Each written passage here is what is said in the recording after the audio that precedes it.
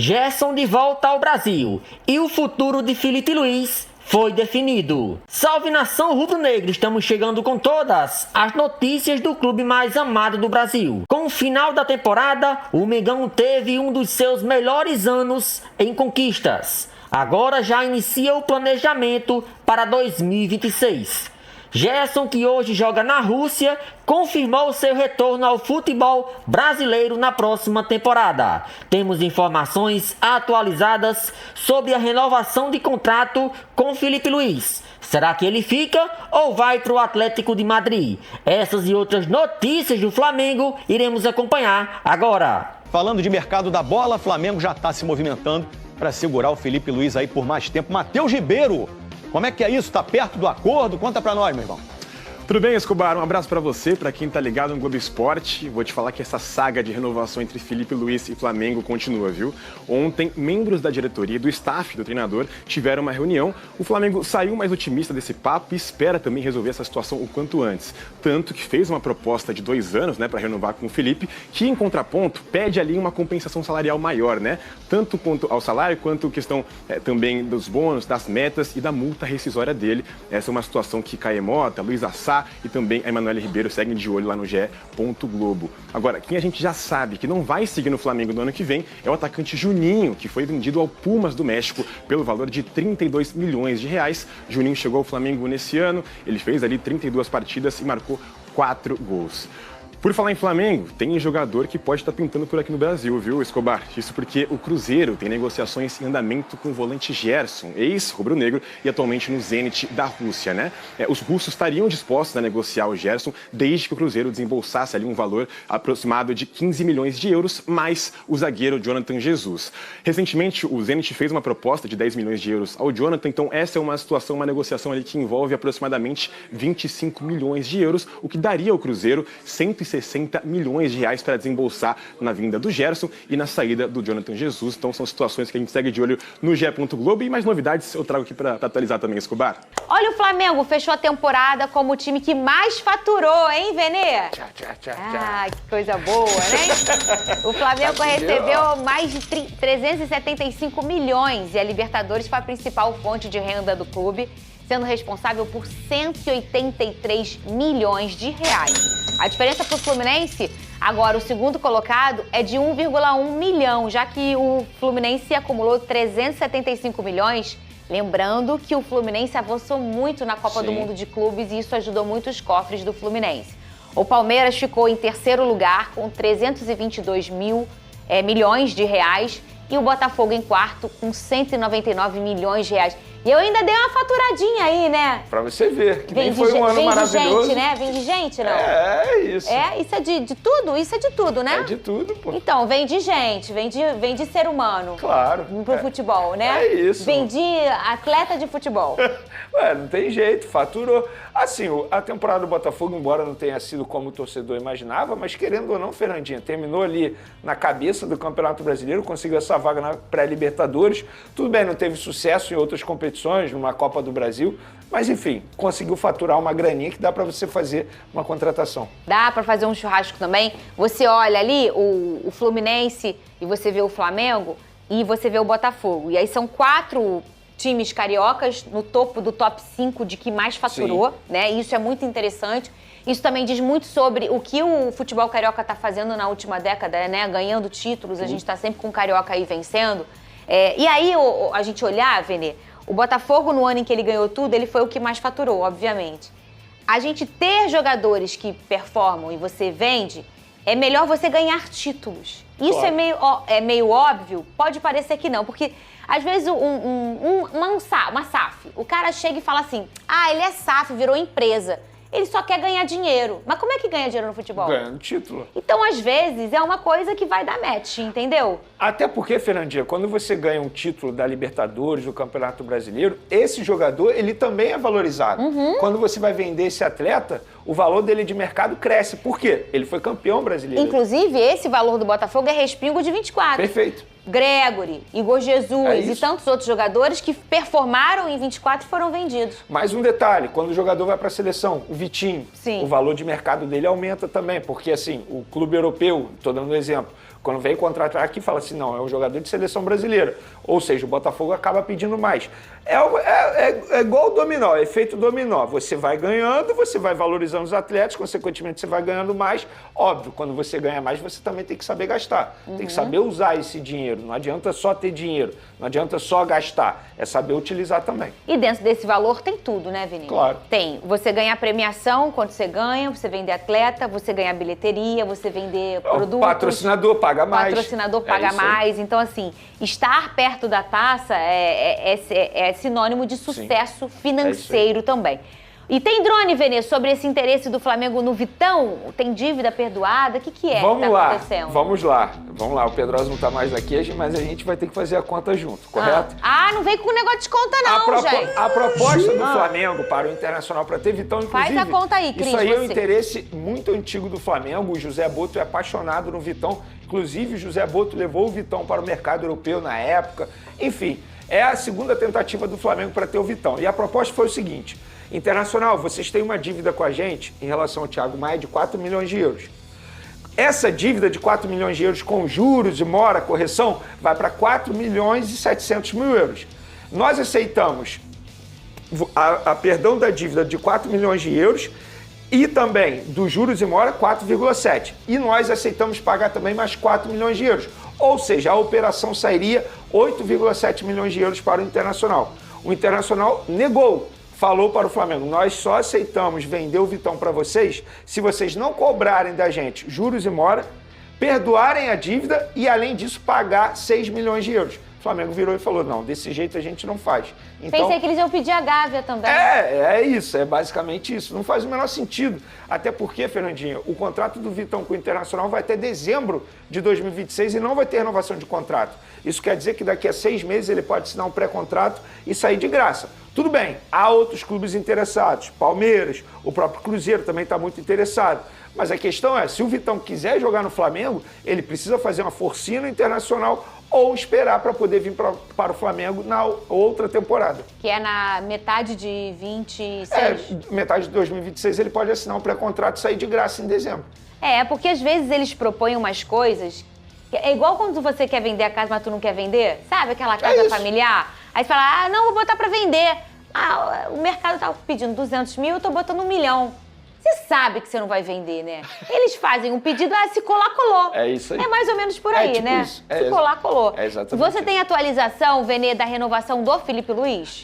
Tenho atualização. Vamos lá. Quando a gente diz, Fernandinha, que o que está emperrando a renovação de contrato é a parte financeira, é apenas uma forma resumida para poder explicar o porquê ainda não teve renovação de contrato.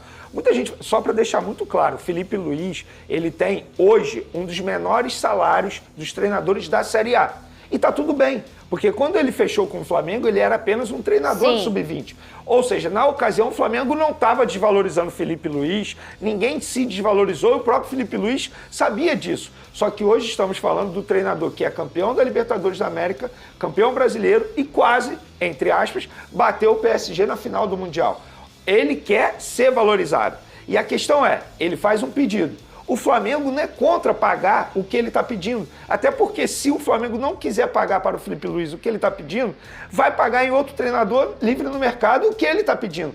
A grande questão são cláusulas. Chegar no meio do ano, o Felipe Luiz recebeu uma proposta e vai embora, ou quer ir embora. O que o Flamengo faz? Então o Flamengo ele tenta se proteger botando uma cláusula de rescisão de contrato alta. E aí o empresário Felipe Luiz chega e fala, não, desse jeito não, quero botar uma cláusula baixa, porque sabe que na metade do meio do ano de 2026, a chance é enorme do Felipe Luiz receber uma proposta de um grande clube europeu. E todos nós sabemos que o sonho do Felipe Luiz é treinar um clube europeu.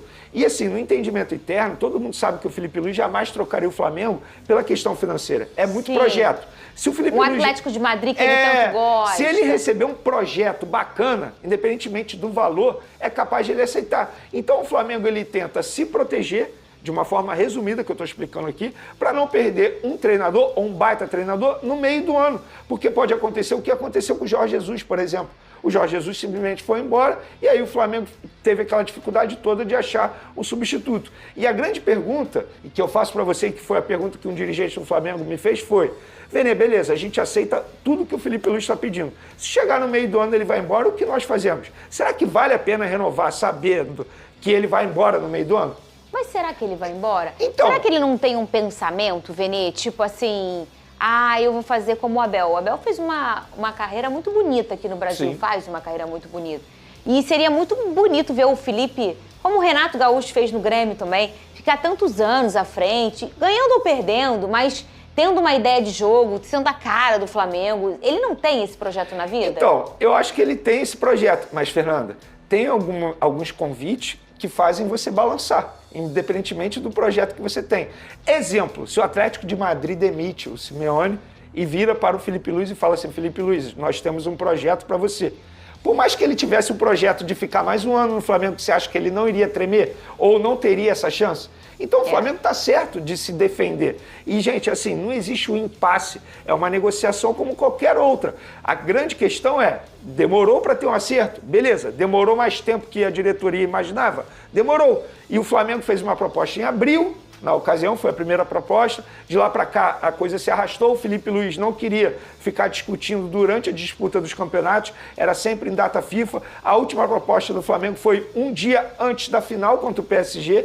Naquele momento, obviamente, o Felipe Luiz não queria pensar sobre renovação de contrato. E agora está demorando mais tempo do que todo mundo imaginava por conta disso. Porque é um treinador que se valorizou, está fazendo uma alta pedida. O Flamengo até topa pagar, mas tem essas cláusulas, essas rescisões de contrato que o Flamengo quer se defender. É tudo normal. Não existe, o Felipe Luiz está dificultando, o Flamengo está dificultando. Não. E aí, eu fiz uma pergunta para um dirigente do Flamengo, questão seguinte, porque me falaram que o Flamengo ofereceu menos até mesmo que o Sampaoli recebia na ocasião. E aí essa pessoa falou assim: Vene, época de Sampaoli, época de Tite, era uma outra gestão. Nós temos uma outra visão financeira. E me deu vários exemplos aqui, falando, você acha isso certo? Você acha isso certo? Falando de salário de jogador, que eu não vou mencionar aqui agora. Então, assim, é uma outra cabeça, uma outra diretoria que tem um pensamento, e é o pensamento de se proteger, pensando no futuro, porque sabe que a chance é enorme o Felipe Luiz receber proposta. E aí também essa questão do mercado que está inflacionado, aí não é questão do Flamengo, né? É uma questão nacional, né? A gente olhou os 3 últimos anos, a cada ano que se passou, o mercado inflacionou muito, assim, eu tô dizendo para jogadores, a gente tá falando de 5 anos, a gente falava um jogador, ele aí ganha 200 mil, ganha 300 mil, o que ganhava muito, ganhava 1 milhão, eu tô falando de 4 anos. Hoje em dia, 1 milhão tá todo mundo de novo, isso já aconteceu em algum momento do futebol, né? E vamos dizer, no início dos anos 2000, isso já aconteceu. E depois, ali começando 2010, os clubes começaram a não conseguir mais respirar e a botar um teto.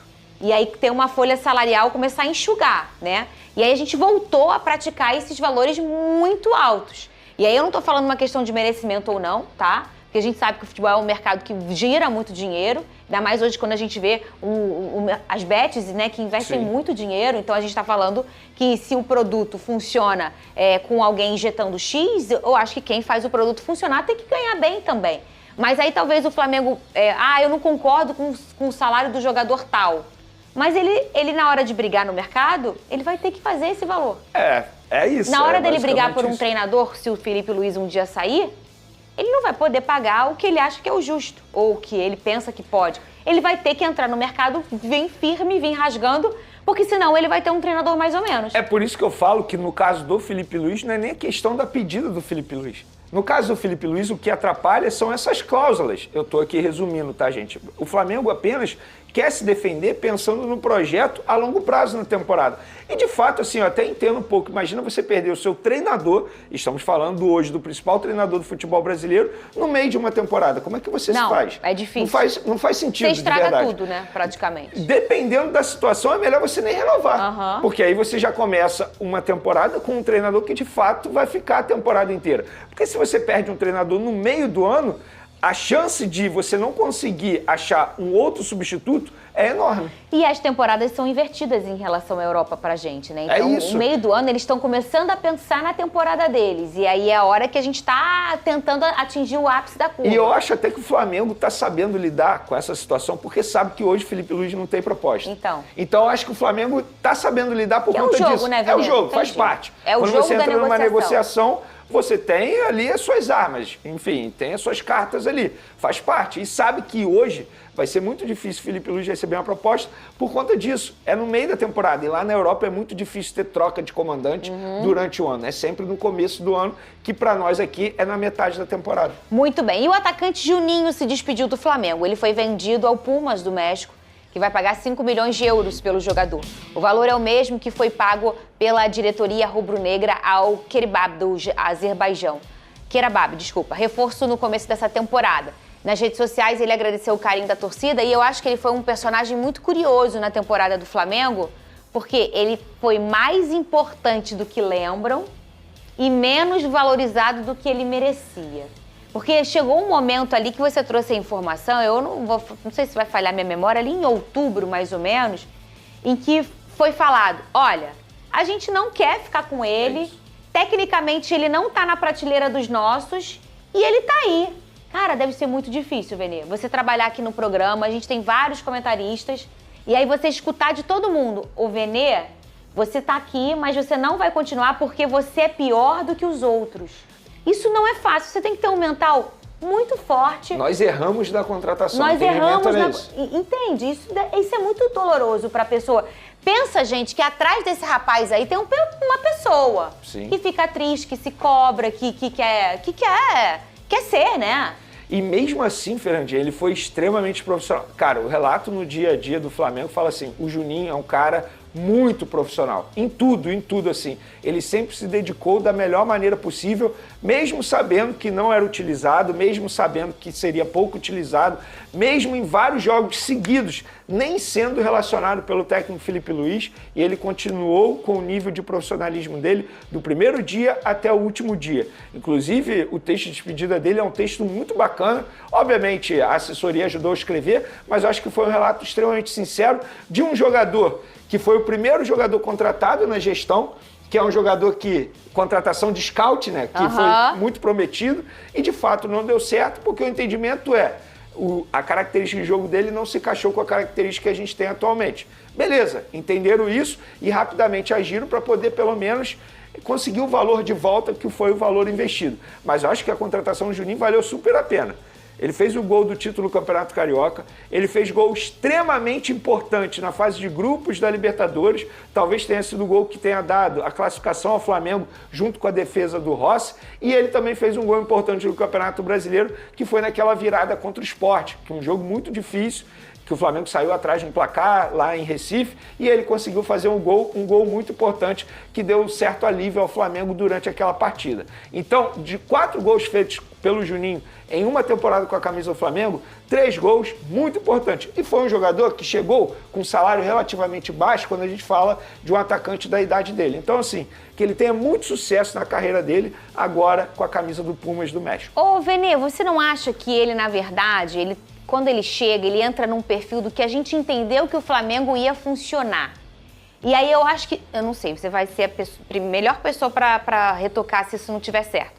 Eu acho que aquela confusão com a contratação do Mickey, ela foi muito divisor de águas para a diretoria do Flamengo entender o que o rubro-negro quer também, né? Porque tinha um perfil até o Mickey e depois, Jorginho, Saúl, né? Depois começou, sabe quando você só compra uma bolsa falsificada, mas tu tem dinheiro, mas tu é um pão durão. Aí tu tá lá, comprando a bolsa falsificada. Aí um dia, você vai sair com a tua prima e ela tá com a bolsa linda, verdadeira. Aí ela fala, não, você pode comprar naquela loja ali. Você fala, gente, eu posso comprar uma bolsa dessa, eu vou comprar. Aí você começa a comprar um monte de bolsa, é mais ou menos isso. o Flamengo muda muito o perfil depois do Mickey, do tipo de contratação na temporada. A sua análise é perfeita, Fernandinha. Pra mim foi o divisor de águas na temporada, porque, vamos lá, a gente mencionou o Juninho, que foi uma contratação de scout. Antes do Mickey. Antes do Mickey, foi lá no primeiro semestre, Sim. quando o Flamengo nem tinha muito dinheiro em caixa para poder fazer a contratação.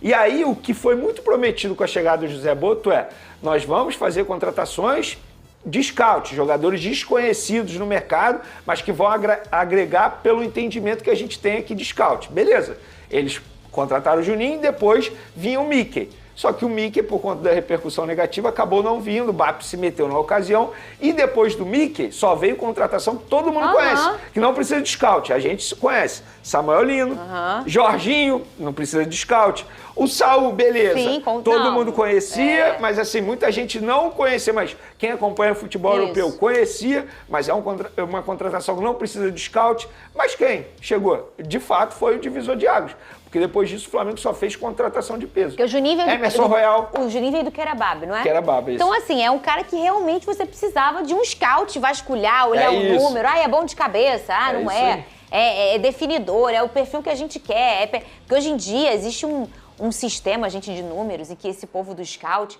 eles olham tudo. Você tá precisando de quê? Eu preciso de um cara pé esquerdo, muito bom, ponta. O cara vai lá, ele tem números, ele tem tudo. Então dá pra você caçar, você vasculhar. Inclusive o time inteiro de 23 praticamente do Botafogo, ele é todo feito nesse baseamento de scout. E foi um time que aconteceu. Acabou um negócio sobrenatural acontecendo ali no final, mas era um time de muita qualidade. O Eduardo, o Tiquinho Soares, o Marçal, Lucas Fernandes. Grandes jogadores. Igor Jesus. Adrielson. Pra mim, o Igor Jesus foi a melhor contratação nesse sentido aí de scout. O Botafogo faz isso muito bem, né, Venê? Muito bem. E, inclusive, a justificativa para não trazer o Mickey foi por conta disso. Porque no estudo do scout, eles perceberam que o Mickey não entregava minutagem mínima durante a temporada que o Flamengo desejava para um jogador da idade dele. Essa foi justificativa oficialmente. Não foi aquela galera botando a foto do Mickey na internet, não, né, Venê? Inclusive, depois disso, o Mickey começou a fazer um monte de gol bonito e toda hora pinta aí nas redes sociais a torcida do Flamengo. Agora vem o Mickey, agora vem o Mickey. Poderia vir mesmo, porque de fato parece ser um bom jogador. A questão é que tentaram no momento errado. Então, e foi um momento errado que deu certo. É verdade. No final. A CBF já marcou para o dia 24 a decisão da Supercopa Rei entre Flamengo e Corinthians. O local, porém, ainda não foi definido. O Corinthians volta a disputar a Supercopa após 34 anos e o Flamengo disputou 6 das últimas 7 edições.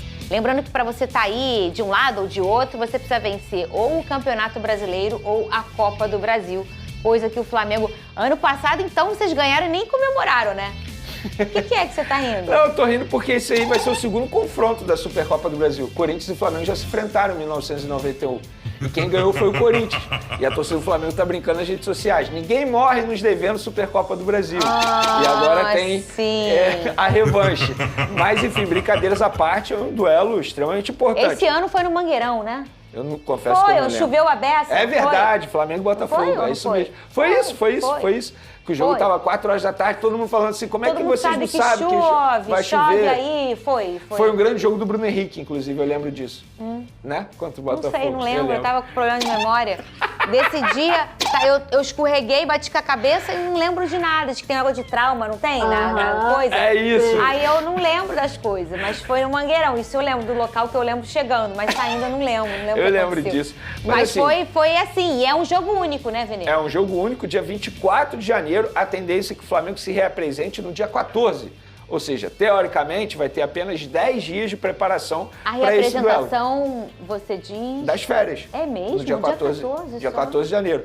Se eu não me engano, vai dar... É porque foi o Mundial, né? Exatamente. Vai dar 27 dias de férias. E muita gente fala assim, como é que o Flamengo não volta antes? Tem clube que vai voltar muito antes. Porque o Botafogo volta dia 5. Mas teve clube que não disputou o Mundial no meio da temporada que deu férias para os jogadores.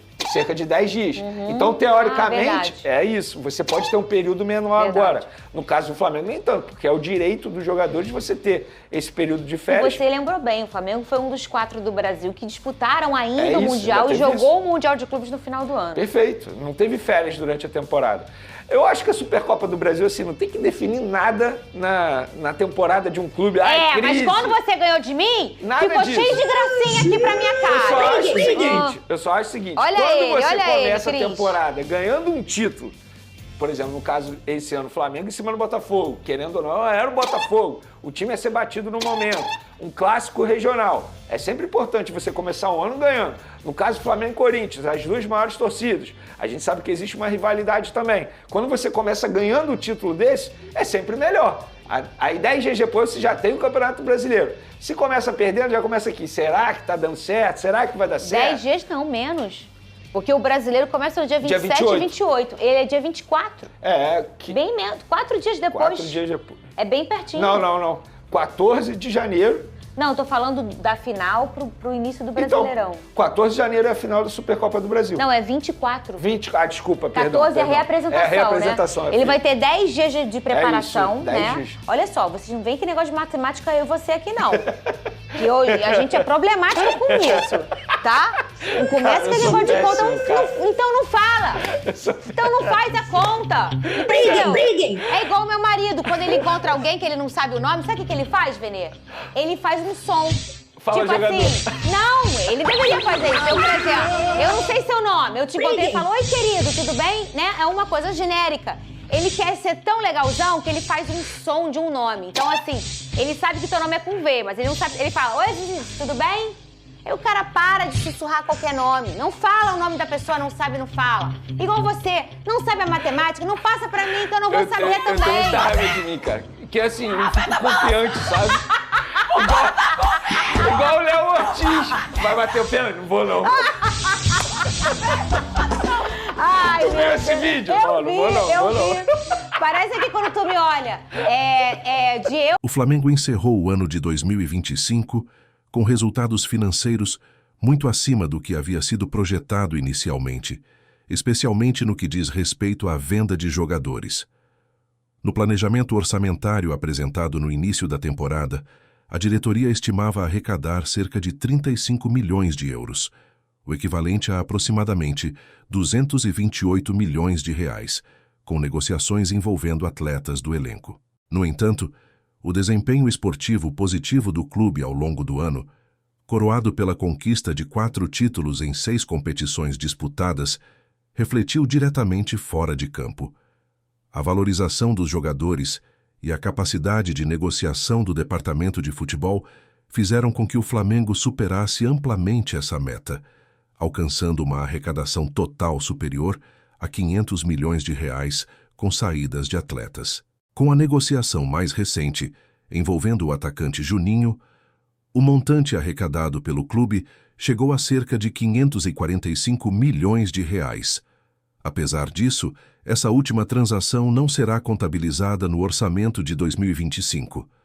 Embora o acordo tenha sido fechado na última semana do ano, os valores serão pagos de forma parcelada, com entrada efetiva do dinheiro apenas em 2026. O Pumas, do México, comprometeu-se a desembolsar 5 milhões de euros, o que corresponde a pouco mais de 32 milhões de reais pela contratação do jogador.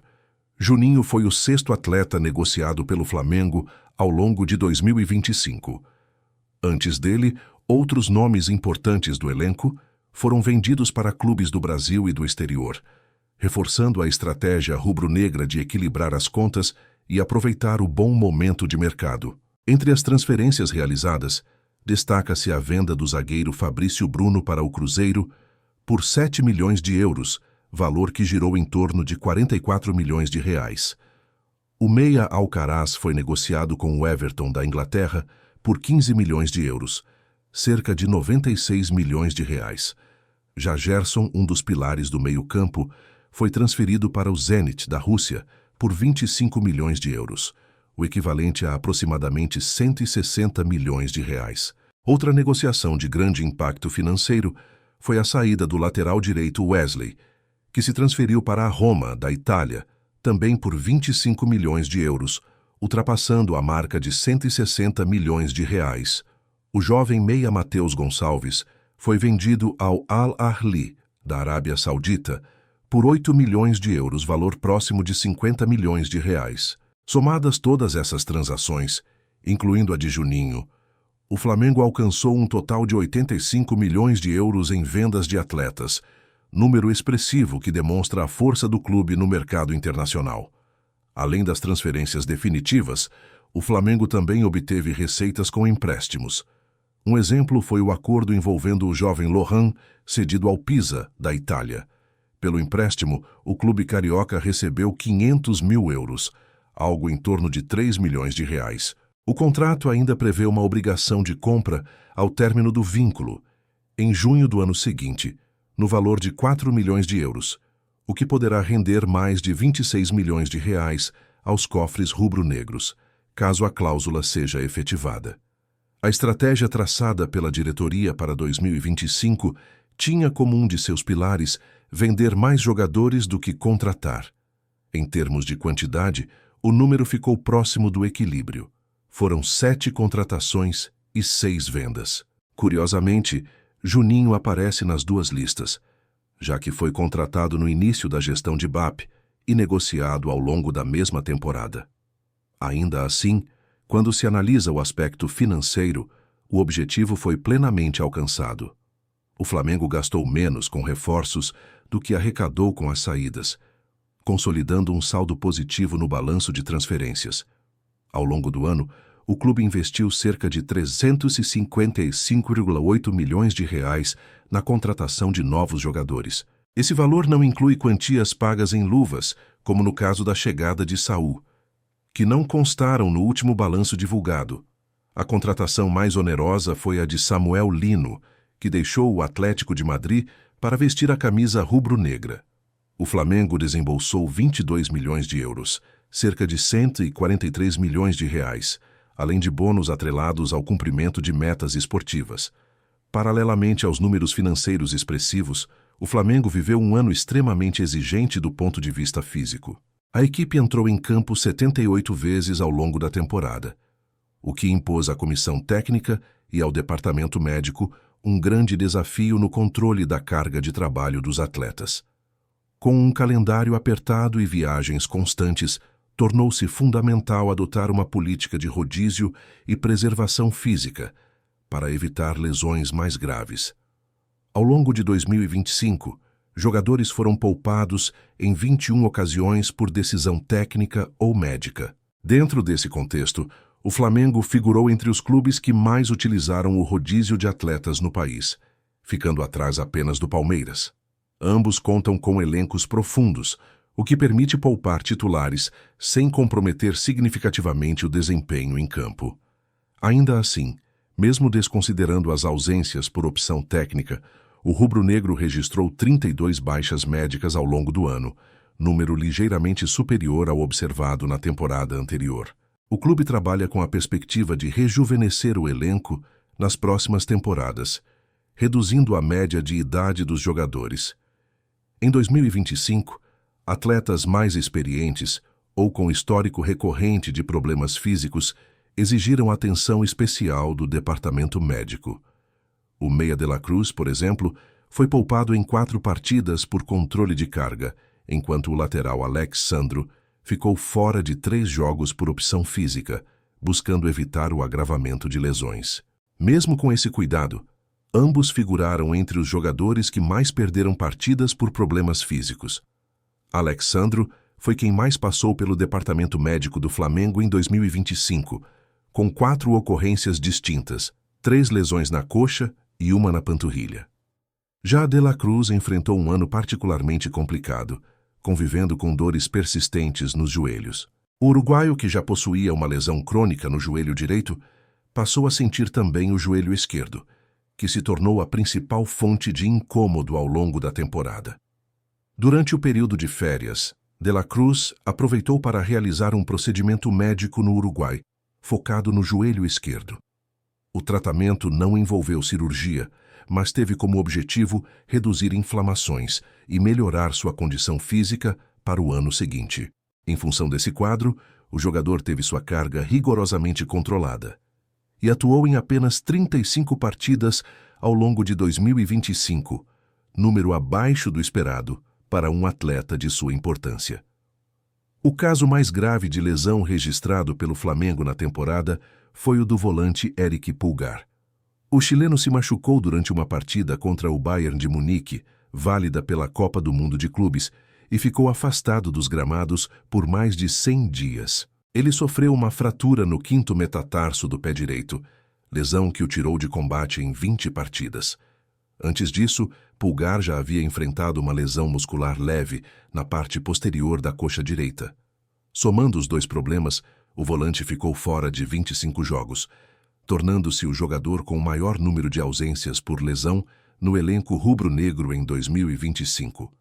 Outro desfalque importante ocorreu na reta final da temporada com o centroavante Pedro. Artilheiro e peça-chave do time, ele sofreu uma fratura no antebraço direito e, posteriormente, uma lesão muscular no reto femoral da coxa esquerda. Essas contusões o afastaram de 11 compromissos, incluindo jogos decisivos da Libertadores e do Campeonato Brasileiro.